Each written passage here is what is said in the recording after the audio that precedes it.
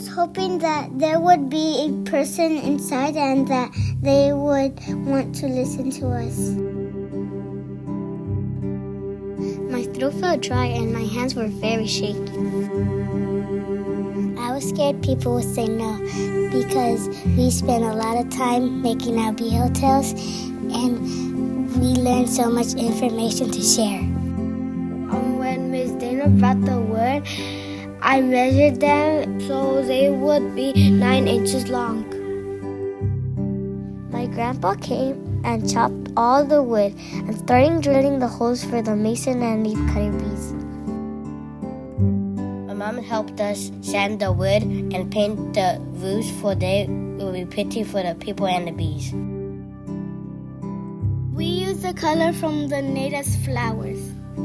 We painted wood with real beeswax so it will not rot. We have become like the experts who had visited our classroom. Like Mr. Clay, who taught us all about the storm drains and the animals that lives around us, and he took us on field trips to learn about the marsh and creek. And Mr. Jeff, who shared what happens to the plastic when it goes to our ocean. He also set up bird feeders so we could learn to recognize and name local birds. Then Miss Terry came and she explained all about how bees pollinate flowers, and without them, we wouldn't have food.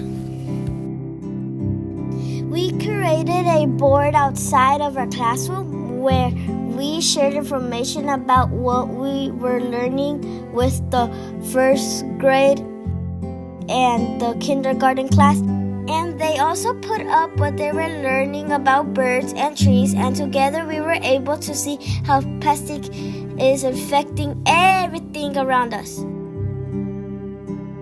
The kindergartners designed a native pollinator garden. We wanted some bees, birds, butterflies into our school. We invited the lonely elders and people in our neighborhood to help us paint a mural. Our first grade class started to collect plastic around the school.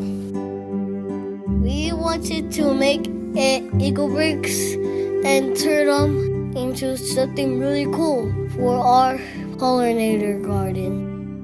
We each made a prototype for we could test our design. The 5th grade Ocean Guardians organized a beach cleanup day and observed microplastics at Crown Beach in Alameda. We learned that only 5% of plastic is recyclable.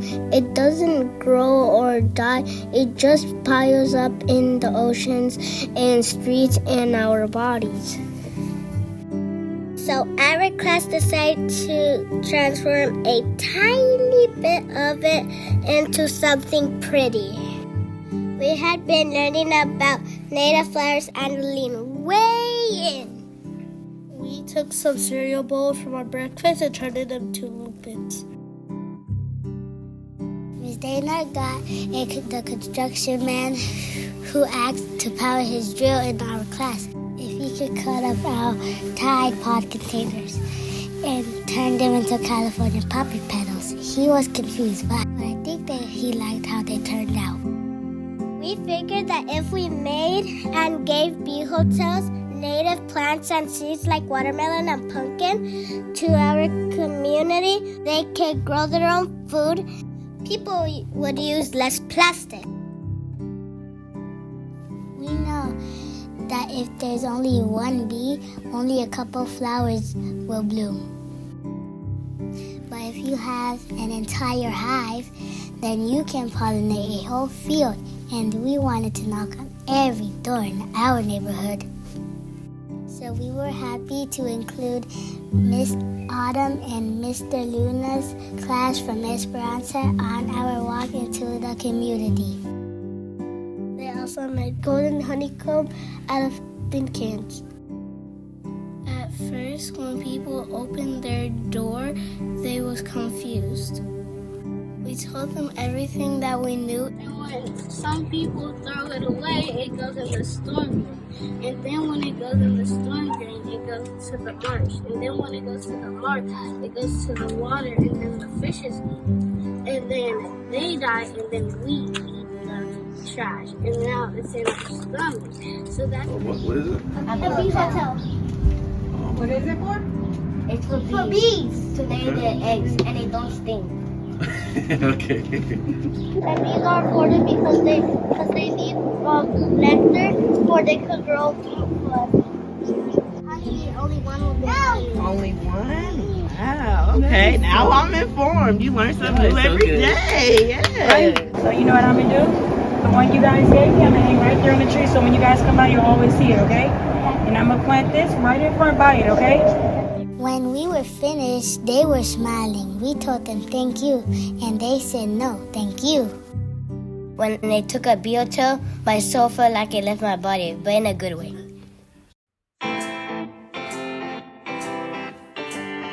The next week, we did something even more wild. Our class went to the train tracks behind the school. Mr. Phil, the man who grew all the native plants we gave to our neighbors, still had some more. He found a spot for us to plant them. The train doesn't run on the tracks anymore. It looks like a wasteland. We found a refrigerator buried underground and a police car filled with a lot of ants. And Brussels found a big blue bottle, and we use it to make forget-me-nots. It was hard to break up the ground because there's like a whole bunch of rocks. But we pretty strong and we got it done.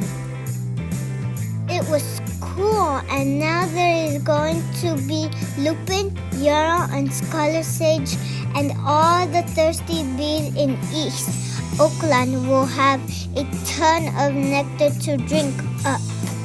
Turns out even the smallest things like bees and all the pollen they move around when making honey builds both thriving ecosystems and stronger communities too, and we think that's pretty sweet.